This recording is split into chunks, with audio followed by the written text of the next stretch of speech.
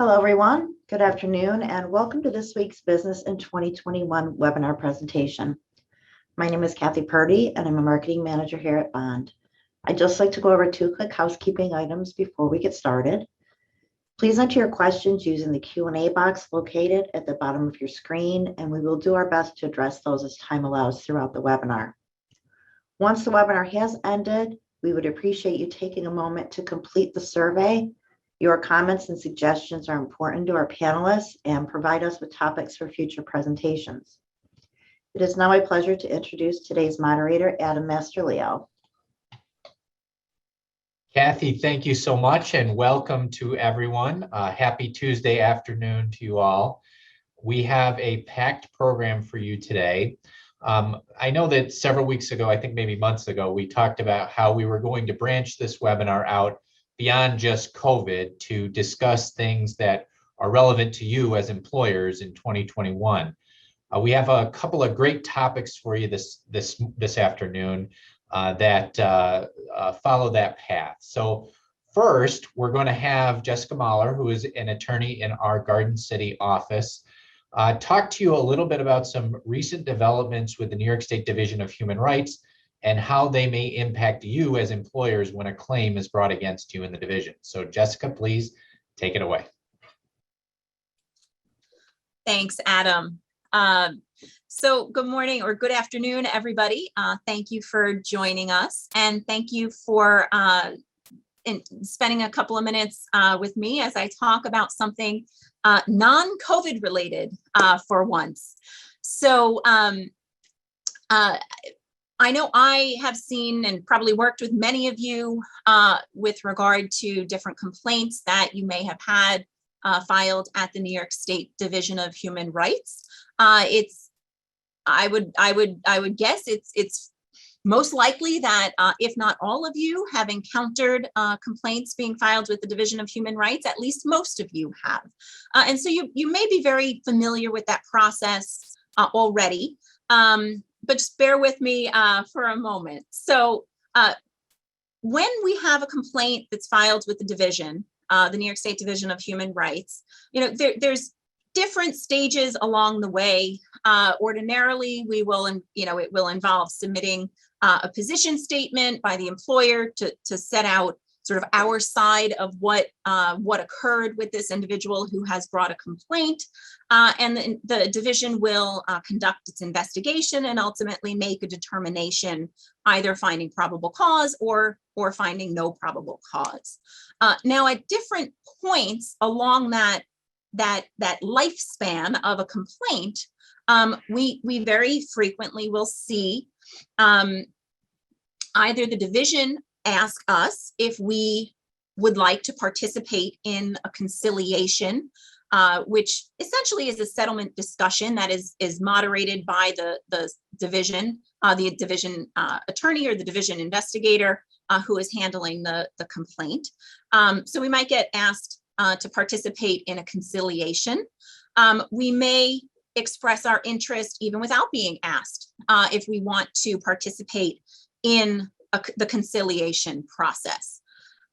There's also the possibility that, separate and apart from whatever is going on with the division itself, that we may be engaging in discussions with the complainant or the attorney for the complainant, most likely, as a way to potentially settle or resolve all matters between the parties that there may be. So this idea of settlement, conciliation and settlement, can come up at all different points in the process, but it is something that very frequently comes up that we have to deal with. Now, if we have no interest in settlement, it's fairly easy, right? We decline the invitation to participate, or we don't engage in those discussions, and we go on and defend the case as we otherwise would have. But if we do have an interest in settlement, then, and hopefully then we are able to come to a resolution and reach terms that are agreeable to both sides and come to an actual settlement. Now, what used to happen, and I'll say what used to happen up until today, is that the parties, either through the conciliation process with the division or themselves, would negotiate and come to a set of agreed upon terms and memorialize those terms in a written agreement. And it was very common for the parties to enter into a private settlement agreement between themselves that the division does not actually partake in the actual writing of it or the approval of it. A lot of times what would happen is the parties come to a written agreement themselves, set out all of those terms. A lot of times we see confidentiality provisions in there and all sorts of different terms. But we would come to an agreement, a private agreement, and then the complainant or the attorney for the complainant would then inform the division that we've reached a private agreement with the respondent employer, and the complainant then requests that their complaint be withdrawn and discontinued with prejudice. So ending everything at the division stage because of this private settlement. Now that's what has happened for years as part of this division process. Sometimes there would be an agreement that the division itself would have more of an active role in developing and in writing. And then sometimes the division would ultimately need to itself approve the settlement, the written settlement agreement. But a lot of times we were able to engage in conciliation and settlement and enter into these private agreements with the complainant. Very recently, however, I believe it went up on Friday of last week. The New York State Division of Human Rights has now changed its position with regard to these types of private settlement agreements. Now, the division is taking the position that for any case, any complaint filed on or after today, October 12th, the division will no longer permit parties to enter into a private settlement agreement. And if there is going to be a settlement agreement that the parties then want the division to use as a basis for discontinuing a case, that agreement needs to now, according to the division, be made as part of a public document, public agreement with the division. If the complainant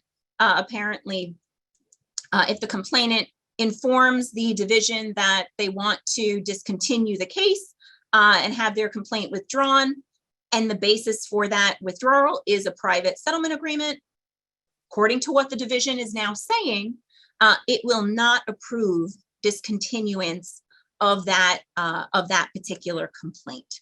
So this is a new statement, a new position being taken by the division. We don't yet know how it's ultimately going to play out. It may go by the wayside, because the division might find that it's just not workable. I don't think that's going to happen. But we need to sort of see how this is going to play out, as time goes by. The important thing for everybody to now keep in mind is, with this being the new position of the State Division of Human Rights, we very well may not be able to engage in the same kind of settlement discussion and agreement than we otherwise would have. So if we get approached for potential settlement before a complaint is filed, or at some other point, we just need to keep in mind that this is now something that we're going to have to deal with if and when we ultimately choose to settle. So, sort of stay tuned on this with how this is going to ultimately play out. But for cases filed as of today, this is now something that we are going to need to deal with in handling settlements at the State Division of Human Rights. So, Adam, back to you. Jess, thanks so much. And I have a follow-up question for you.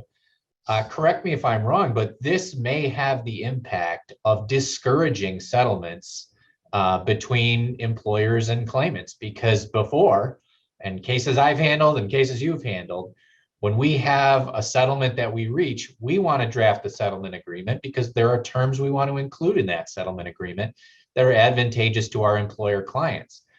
This may have the effect of discouraging us from doing that. Is that fair? Absolutely, absolutely.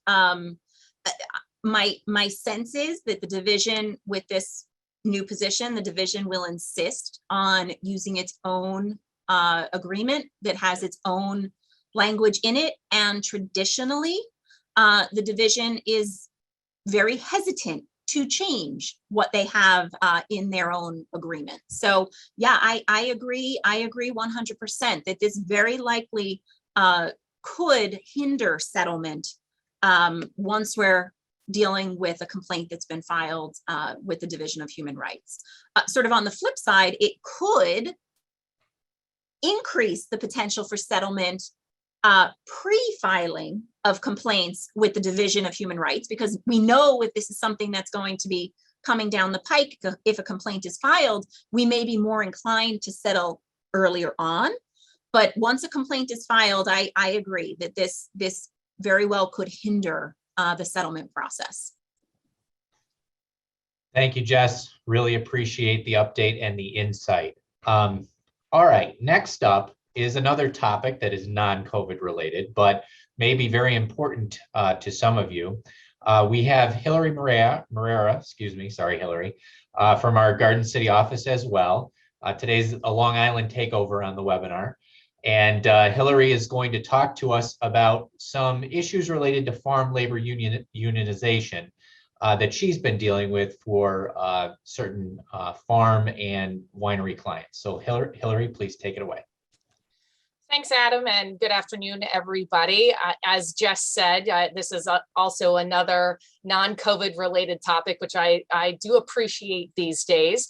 And I just wanted to, I thought that this was appropriate now because, I'm based out of here in Garden City, and we're seeing a lot of activity for the farms and the vineyards and other employers who have farm laborers out here on Long Island. And it is my understanding that the push to unionize farm laborers is going to start, if it hasn't already, going upstate. So we wanted to make sure everybody is aware.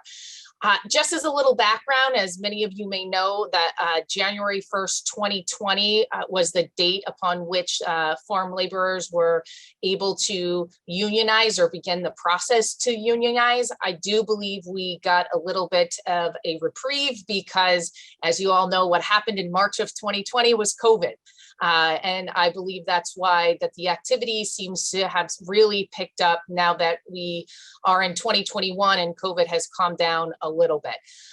And although the vineyards and the farms and the other employers that may have farm laborers are indeed considered private employers, the administrative agency that has been tasked to enforce the provisions regarding the unionization of farm laborers is actually PERB, the Public Employment Relations Board. Now, myself and a lot of people here in Garden City have a lot of experience at PERB due to the fact that we represent a number of public employers. And as we go through, I'll highlight some of the processes and procedures that this new law has implemented for the farm laborers that are contrary to what other private employers have to deal with. Now, some of you may be saying, look, I don't have any farm laborers. I don't really need to listen to this, but I will tell you that to the extent that you have goods or services that may be deemed, so if you are a canning company or a grocery store or receive anything that comes from any type of farm laborer entity, you should really keep on a lookout for this, because my hunch is that prices, if the cost of the labor goes up, then your price costs may also increase as well. There also may be some supply chain shortages depending on, what occurs in this process. Next slide, please. So as I said, Eastern Long Island has seen a lot of activity in this, and I have been on many of these cases, and in the hearings with PERB relating to this topic, and it is my understanding that they started down here in Long Island because the vineyards and the farms and the employers that have agricultural workers are actually smaller in size. We thought that it was going to be the opposite, that the farms with more employees were going to be targeted first, which are generally those employers that are upstate. But what it appears to be that they appear to be doing is that they're getting their feet wet with some of these smaller employers down here in Long Island. And the union that is predominantly the one who is looking to unionize these workers is Local 338. And we are hearing that the unionization is now being pushed upstate as they are starting to understand the processes and procedures, because they are a little counterintuitive, with the smaller farms and vineyards that are happening here in Eastern Long Island. Now, I want to highlight the fact, and these are just small snippets, but for those of you that may be agricultural employers, I want to highlight the differences between the processes and procedures that are applicable to your farm laborers that are very, very different from any other private employer or other workers, to the extent they try to unionize, so that you're prepared. So in order to certify a union for farm laborers, they have to file a petition for certification with PERB. And I will tell you that unlike in other private sector employers that are covered by the NLRB, that's governed by the NLRA, once an employer receives this petition from PERB, it's very difficult to stop a union from forming. And in fact, this may be the first time that an employer ever learns that employees want to unionize. And the reason for this is that basically, in the private sector context, for those of you that are governed by the NLRA, once the cards are filed, then you have an election. So that's your opportunity to then go around and make the appropriate statements and campaign as to why you do not need a union, and you can do your due diligence and make the arguments as you see fit. Here, once the petition for certification is filed for PERB, you get notice of it, and it basically starts, and you're not allowed to go in and then interrogate your employees.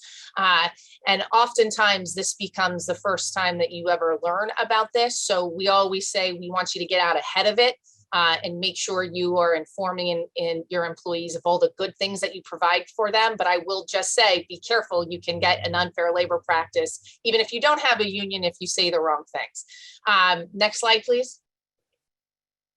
So unlike the NLRA, and the NLRB, and under that circumstance, once you receive notification that there are cards signed, then you get to hold an election. Here, once you see that you received the certification for petition under PERB, the question that I'm always asked is, will there be an election? The answer is probably not, unless one of these three circumstances apply, and they are very limited in scope. So the first is, to the extent the union does not have a majority of employees who have executed the dues deduction authorization card. So the only thing the union has to do is get these employees to sign these dues deduction authorization cards, and they submit them to PERB. The employer never gets to see the cards. And the reason for that is that they believe, or they're trying to prevent the employer from knowing which employees signed the cards, to prevent us from taking any type of adverse action against those employees. So you never get to see the cards. So if they basically have a majority of your employees who sign the cards, you're going to get you're basically going to have a union at some point down the line. The only way to prevent that is if you can show by clear and convincing evidence that the dues deduction authorization cards were received by the union due to fraud or coercion.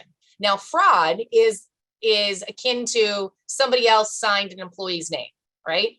And coercion is basically, you must sign this card or else.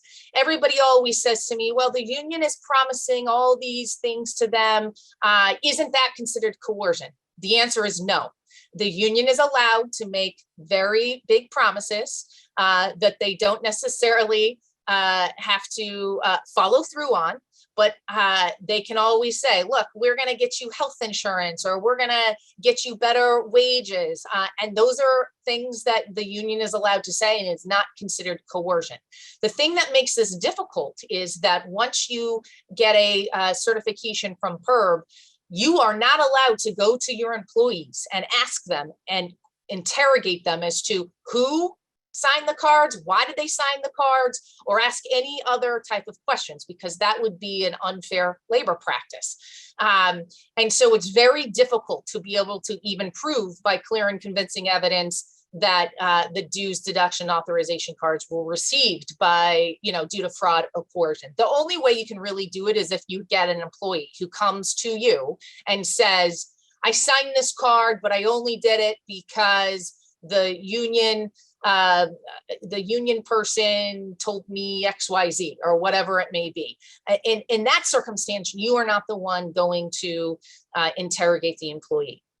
The only other way you can force an election is that to the extent there may be more than one union attempting to certify the bargaining organization. So as I said, right now it's Local 338 that seems to be out here on Eastern Long Island drumming up the most activity. But to the extent there was another union organization that is seeking to represent the same employer, then you will have an election to determine which bargaining organization may be the representative. But as I said, unlike any other private sector employers, these are the only three ways you can actually force an election. Other than that, congratulations, you're probably going to get a union once you get that certification from PERB. So the biggest recommendation that we generally have is to try to get out in front of some of these things and to educate your employees about what unions can and cannot do for them. I will say you should not promise that you are going to give greater wages if they don't sign a union, or blacklist any employees if they sign on for a union. But what you can do is talk about the facts. So what are the wages and benefits that you've provided them in the past? That's always a good way. You can always talk about that. Despite what any union may be offering them, you can let them know that nothing can be guaranteed and everything is subject to the collective bargaining process.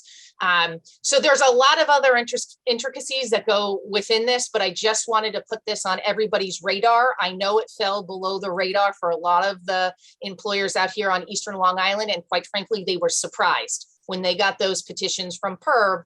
And at that point, it was already too late. So to the extent you guys are upstate, I really want you to keep an eye out for it. And if you have questions or concerns about what you can and can't say to your employees, please reach out and we can kind of walk you through that process.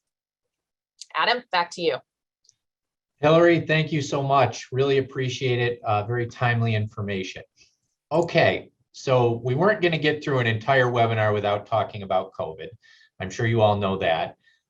So Katie and I are going to be handling the COVID topics over the next 20 minutes or so. And we've already had one question about Judge Hurd's ruling from this morning. Katie is going to talk about that. So Katie, please take it away. All right, and I will. Good to see everybody. And here we go. I know you said it was a very Long Island centric webinar today, but I'm here to provide a little bit more representation from upstate. So first thing, let's go. If you look at that chart that we just went by, that's all right. We can be by it. The numbers in New York have remained at a plateau. While since the middle of September, cases nationwide have dropped by 22%. But in New York, we're remaining persistently and stubbornly as a plateau. Last week, we saw a 7% drop in cases. This week, for the past 14 days, we've seen a 2% increase in cases. Some reporting was likely weird with yesterday being a holiday. So there's always that consideration to take into play. But New York remains pretty high, and that the high areas are generally upstate counties. That's where you're seeing the highest concentration of cases in New York. So That's where we're headed. Hopefully at some point this will start to go down, but some of the good news that we've seen this week was, Dr. Fauci saying, look, yeah, go trick or treating. Great. That'll be great. So if you are, looking forward to trick or treating, then you have that to look forward to. Looking at vaccination progress, these numbers really haven't changed since last week, except for the fact that we now have 84% of those who are 12 and older have received their first dose. I am assuming many of you have this question out there, so I will try to preemptively answer it. What about shots for children, Moderna, Johnson & Johnson? What's happening with all these booster shots? So Pfizer has submitted its data to ask that its vaccine be approved for children between 5 and 11. That approval should really be coming soon, within the next few weeks. That should likely be here from the FDA. Moderna today said we want to give a half shot as a booster shot. And so we'll see where that goes. But Moderna's effectiveness of that vaccine has remained top tier. Moderna is in the lead, as my mother likes to remind us all, since she's the only one in our family who got Moderna. You're welcome, Mom. But there is now a half booster shot that they are pushing, or they are trying to get approval for their shot. Johnson & Johnson, again, we are waiting to hear back to see what's going to happen with that booster shot. But remember, when Johnson & Johnson did have that booster shot in place, the effectiveness of the vaccine went up by a substantial amount. We were into the 90% effective rate. All right, so that's enough vaccine information. Let's move to vaccine mandates. Last week, the Office of Mental Health and the Office of People with Developmental Disabilities released emergency regulations that provide a vaccine mandate for other hospital workers who are under their direct supervision, but didn't fall into the bucket of the emergency regulation created by the Department of Health for hospitals. So this loophole was a weird one. It applies to for the Office of Mental Health. The regulation applies to psychiatric hospitals, and for OPWDD, it is for certified specialty hospital employees. What do the mandates provide? That people who are unvaccinated need to submit to a weekly testing beginning today. And as of November 1, they need to have at least one shot. There's no test out option. Something else that's interesting here is that the regulation does not have a religious exemption. It only has a medical exemption. Don't worry, I'm sure that you see where this is going and where I'm going to talk about that. To this morning, the Judge Hurd of the Northern District of New York issued a preliminary injunction against New York State in regards to the Department of Health's emergency regulation that applied to hospitals and nursing homes. Previously, we saw the judge issue a temporary restraining order, and the due date for the decision was today. So that's why we saw it today. So a basic overview of what a preliminary injunction is. In order to grant one, a judge has to do basically a balance test. And these are always a really fun, I really liked doing balancing tests in law school because it was a lot of writing involved, lots of, well, this factor contributes here, but this factor contributes here. When you think of a balancing test, think of the scales of justice, right? And in this instance, the judge went through this balancing test and decided that, generally speaking, the plaintiffs were going to be likely to succeed on the merits of their case and issued the preliminary injunction. One thing to note is that, generally speaking, cases that do involve legislation or regulation, especially ones that are of a technical nature and are typically in the executives or legislative body's wheelhouse, They are entitled to a high degree of deference. And this is Monday quarterbacking is what courts are trying to avoid here. They're trying to avoid the Monday morning quarterback where they come in and say that the executive made the wrong decision in this instance. So that's why the standard here is so high, because if the courts want to avoid stepping into places where they don't necessarily belong. However, in this case, the judge did decide that the balance of harms did weigh in favor of the plaintiffs. So looking at then, what does this mean? Can we have the next slide? There we go. Perfect. Thank you. What does the preliminary injunction do here? Two things. The state cannot enforce any requirement that employers deny or revoke the religious exemptions for the COVID-19 vaccine under the emergency regulation. And the state cannot take any action against a medical professional who has obtained a religious exemption from the COVID-19 vaccine.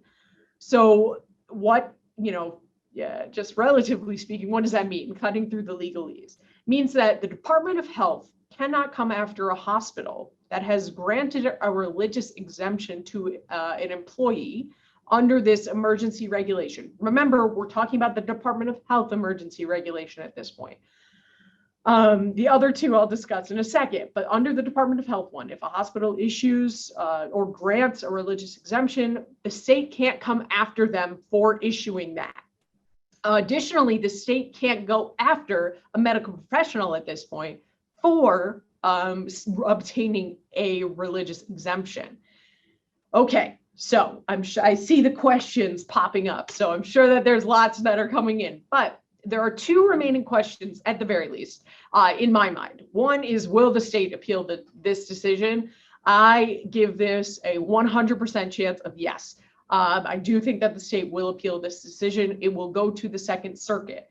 At that point, it seems very likely that it'll end up, this case seems like it's on a fast track to the Supreme Court.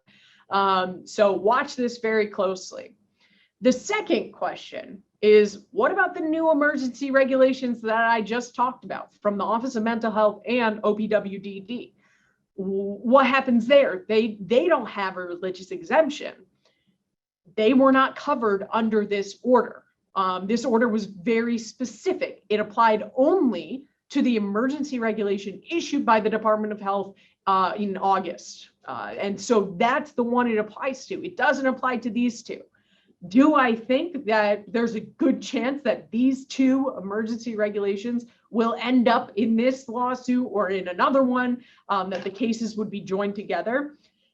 Likely, yes. I do think that that is coming our way. So watch that closely. If you are one of those providers with the OMH and OPWDD emergency regulation that you have to comply with, get in touch with your attorney, because there's a lot of issues here that you have to discuss, so that you're not, being left out and being vulnerable in that regard. Yes, Adam, I see you unmuted yourself.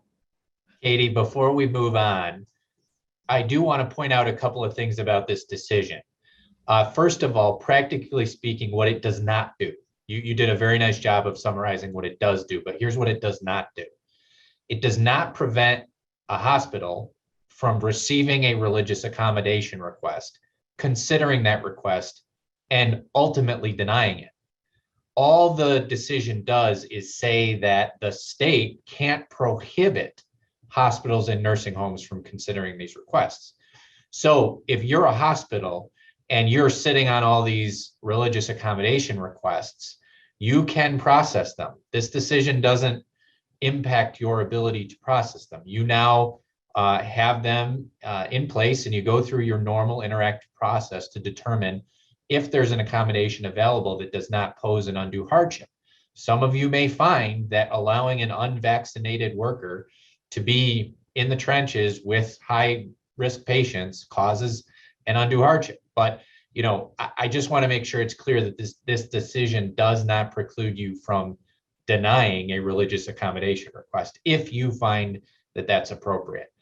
There were some questions in the chat about, well, how do we determine whether a religious accommodation request is appropriate, whether we grant grant one of those requests. So the process for religious accommodation requests is the same process you've always applied for those requests. You ask for documentation from the employee or information from the employee about the request. You then gather information that you need from the employee. You determine whether or not the belief is sincerely held and religious. There's two parts to the analysis. If there is accommodation available, you then have to provide that accommodation, unless doing so would cause you an undue hardship. And that's going to be different in all cases. And you're going to really have to think about that. So there's a lot to come. In the decision, Judge Hurd actually talks about how he believes that appeal is probably necessary in this case, appeal to the Second Circuit Court of Appeals. So this is far from over, but it's certainly a victory, at least a temporary one, against the state. So Katie? Yes, and that's why we always have labor attorneys on these calls, right? So thanks for that, Adam.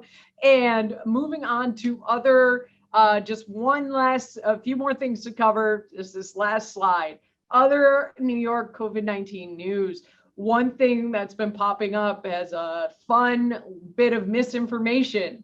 There is no mandate from the Department of Motor Vehicles requiring a person to be vaccinated to renew their license. If you see that, that's totally false. The second thing regarding ivermectin, I'm going to pronounce that incorrectly, but New York has been an interesting place to watch because it's been very litigious regarding the use of ivermectin. This is commonly used to treat and prevent parasites in animals. It is approved, however, for some human infections like parasitic worms or head lice or other skin conditions. It currently is not approved by the FDA for treating COVID-19. However, the FDA is currently studying it for that purpose. But it has come up on certain websites as an effective treatment for COVID-19. That has been up for debate by medical professionals. And there have been a few instances, at least 14, in the state where a hospital or a medical professional has said, we are not going to treat a person with this drug. It would be outside of our standard of care, and people sue. 4 of those cases have been successful for the plaintiff, saying that, yes, they do have to be treated with ivermectin. 4 of them were resolved prior to a decision being made, and the remainder of them were found in favor of the hospital, saying that it would deviate from the standard of care and to just continue on with the antibody treatments. So we are going to see, as it always is, it's a hotbed of litigation in New York State. That's not changing. New York is really the main character in this moment right now. So I'm going to kick it back to you, Anna, and good luck with the rest of the questions. Katie, thanks so much. All right, so what we're going to do next is a mailbag question. We read your questions. We want to make sure that you know we read your questions when you type them in every week. And over the past couple of weeks, we've seen quite a few questions about paid leave. With the expiration of the Families First Coronavirus Response Act at the end of September, a lot of employers have been put in this position where they're thinking, okay, what leave is available for employees who get COVID or who have to stay home with someone who has COVID? So what I'm going to do is go through a summary of the current rules as it relates to paid COVID leave, as they relate to paid COVID leave. So first of all, what paid COVID leave laws were there? So we had the Families First Coronavirus Response Act, which was the federal law that provided for emergency paid sick leave and for emergency or extended FMLA leave, which included a paid element. Those were the federal laws. Those are gone. They were temporarily extended by the American Rescue Plan Act earlier this year, but they expired at the end of September. So now what's left? What's left is New York's COVID paid leave law. That has not gone away. And you also have New York's paid COVID vaccination law. And you also have New York's paid family leave. And I'm going to talk about each of them as they relate to COVID leave. So first of all, New York's COVID leave law applies to public and private employers. It states that employers must provide up to 14 days of paid leave if an employee is subject to a quarantine order from a local or governmental authority. And when I say up to 14 days, here's why.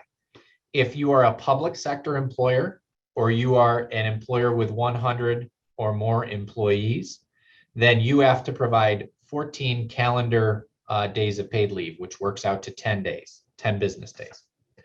If you are a private sector employee with 11 to 99 employees, you have to provide 5 calendar paid days of paid leave, and the rest is unpaid, but according to New York State, paid family leave is available to bridge the gap during the remainder of your quarantine. The same rule, the same 5 days of paid and then the remainder unpaid or PFL applies to private sector employers with 10 or fewer employees, but with more than $1 million of net income. And then for private sector employers with fewer than 10 employees and less than $1 million of net income, the full 14 days of leave is available, but it is unpaid. So that law is still in effect. So if you have an employee who's subject to a quarantine order, you have to pay or provide the paid leave depending on your size.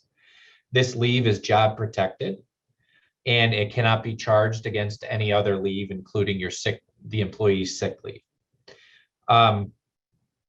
Now, in January of 2021, the Department of Labor came out with some guidance interpreting New York's COVID leave law that we just talked about. This guidance expands the availability of this leave significantly. So in this guidance, it talks about if you as an employer send an employee home due to potential exposure to COVID, where the employee is not subject to a quarantine order. So if that happens, the Department of Labor guidance from January of this year says you still have to pay them their COVID leave. Now that directly contradicts what the statute says. The statute only allows this particular leave if the employee is subject to a quarantine order. But the Department of Labor takes it a step further in its guidance. So that's an issue that you as an employer should be aware of. The January guidance also says that this COVID leave, New York State COVID leave, is available up to 3 times. If an employee is subject to a quarantine order 3 times, they could potentially get this leave. However, the January guidance puts a limitation on it. It says that the second and third quarantine periods have to be due to a positive test. So that first quarantine period could be due to potential COVID exposure, and an employee could be entitled to the paid leave the first time. But to get it the second and third time, the employee has to be subject to a quarantine order because they tested positive. So those are a couple of important things to note when you're thinking about COVID paid leave under New York's COVID leave law. All right. New York also has a COVID vaccination leave law, also applies to public and private employers. And it states that employers must provide a sufficient period of time, up to 4 hours per injection. We've received a number of questions about whether this is going to include booster shots, and the statute does not limit the number of shots. It just says up to 4 hours per shot. So in theory, that new shot for a booster would be covered under New York's COVID vaccination leave law. However, a couple of notes. The time is paid at the employer's regular rate of pay. It can't be charged against other leave, just like the COVID paid leave. And it is effective and expires automatically on December 31st of 2022. So that's New York's COVID vaccination leave law. Now, New York also has paid family leave, which predated COVID, and paid family leave provides paid leave at a reduced rate to employees in certain circumstances. The New York State Department of Health and Department of Labor have said that if an employee has to care for a child who is subject to a quarantine order, then paid family leave may be available to them. So in the event you have an employee who themselves is not subject to a quarantine order, but that they have to stay home to take care of a child who is, they may be entitled to paid family leave. Remember that paid family leave is an insurance product. So you all likely have insurance for your paid family leave, and the employee would have to submit a claim as they normally would to receive the paid family leave benefit. So that is an overview of the paid leave laws that are currently available. I see we have a number of questions. Again, if you have specific questions about your specific situation, please feel free to reach out. We're happy to help you out. And we will continue to monitor developments and try to stay on top of everything for you.